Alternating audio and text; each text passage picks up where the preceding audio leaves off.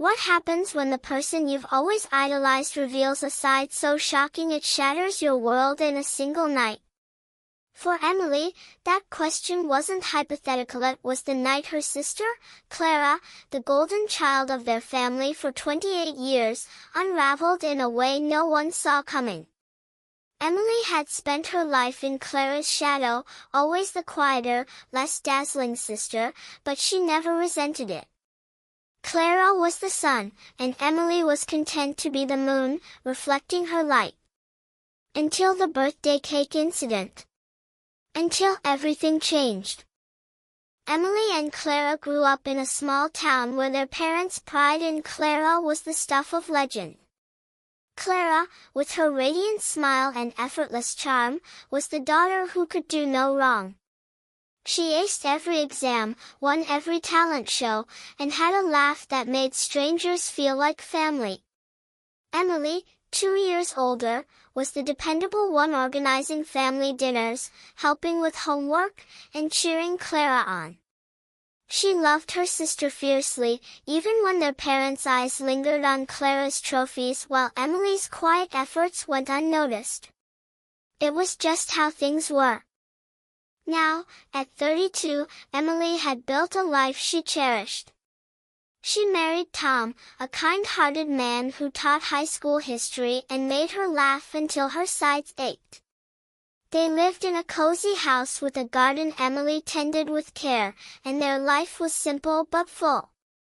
Clara, at 28, was still the star, fresh off a promotion at her high-powered marketing job in the city, engaged to a handsome lawyer, and always the center of attention at family gatherings. Emily didn't mind. She was proud of Clara, and their bond felt unbreakable. Tom's 35th birthday was supposed to be a quiet celebration. Emily had spent days planning it, baking his favorite chocolate cake from scratch, the kind with rich ganache that took hours to perfect.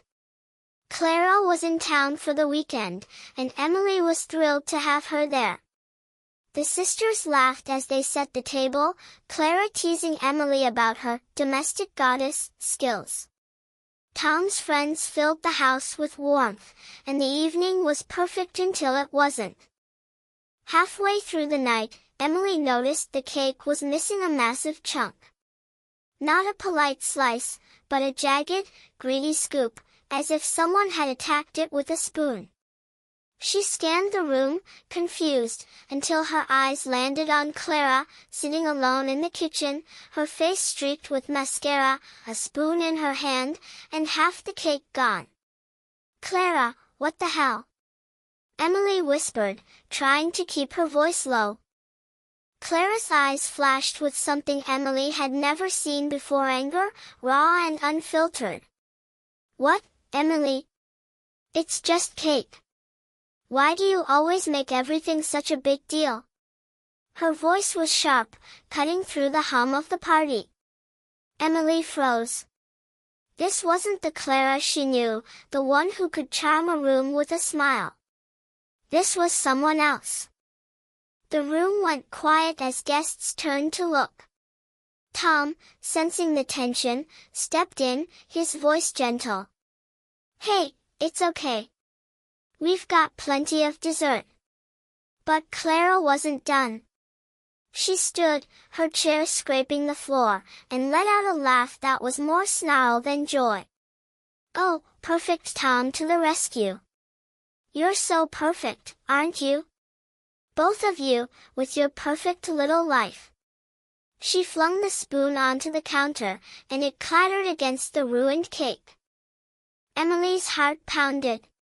She wanted to scream, to demand answers, but all she could manage was, "Clara, what's wrong with you?"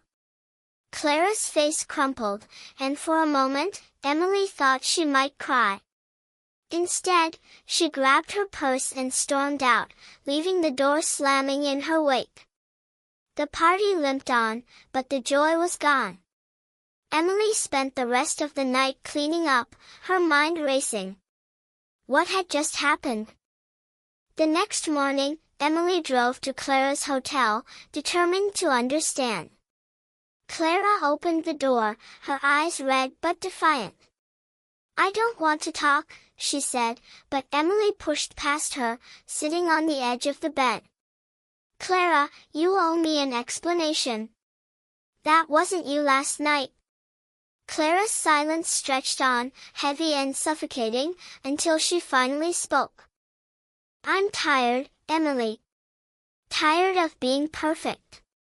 Tired of Mom and Dad expecting me to be their golden child every second of my life." Her voice cracked, and Emily saw something she hadn't before: exhaustion etched into her sister's face. "You think I have it all, don't you? The job, the fiancé, the life. But it's suffocating.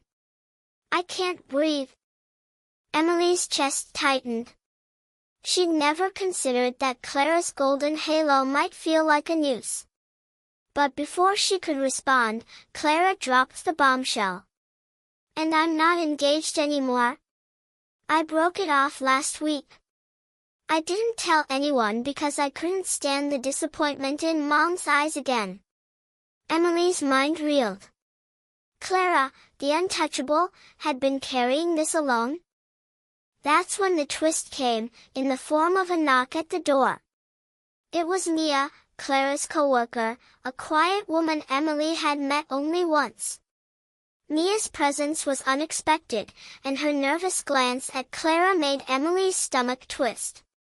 "I came to check on you," Mia said softly, her eyes locked on Clara. There was something in that look, something intimate. Clara's face softened, and she reached for Mia's hand. "Emily, this is why I ended it with James. I've been lying to everyone, including myself." Emily's world tilted. Clara, the sister she thought she knew, was in love with someone else, someone she'd hidden from the family, from the world. The golden child wasn't just cracking under pressure, she was rewriting her entire story. Emily felt a pang of betrayal, but it was drowned out by something deeper: compassion. Clara wasn't snapping because of a cake. She was snapping because she'd been carrying a secret that could shatter the pedestal their parents had built for her. The sisters talked for hours, Mia sitting quietly nearby. Clara confessed how the pressure to be perfect had driven her to a breaking point. She'd eaten the cake in a moment of reckless defiance, a childish rebellion against the weight of expectations. Emily listened, her anger fading into understanding. She saw herself in Clara's struggle, not the golden child, but the one who'd always tried to hold everything together. When Emily finally spoke, her voice was steady. "You don't have to be perfect, Clara. Not for Mom, not for Dad, not for me. Just be you." Clara's tears came then, and Emily pulled her into a hug, the kind they hadn't shared since they were kids. Mia joined them, her presence a quiet anchor. The drive home was heavy with thought. Emily realized that Clara's outburst wasn't just about a cake, it was a cry for freedom. And in that moment, Emily saw her own role clearly. She'd spent years enabling Clara's perfection, cheering her on without questioning the cost. Now, she vowed to be more than the supportive sister. She'd be the one who helped Clara find herself, no matter how messy that journey might be. Weeks later, Emily hosted a small dinner, not for a celebration, but for healing. Clara and Mia came, and for the first time, Clara seemed lighter, her laugh genuine. Their parents were there too, confused but trying to understand. Emily served a new cake, one she and Clara had baked together, imperfect but whole. As they ate, Emily felt the weight of her own expectations lift. The golden child was gone, but in her place was something better: a sister, flawed and real, ready to face the world on her own terms. In the end, it wasn't about the cake. It was about love, forgiveness, and the courage to let go of who you're supposed to be. Emily and Clara were no longer sun and moon, but two stars, shining side by side, each bright in their own way.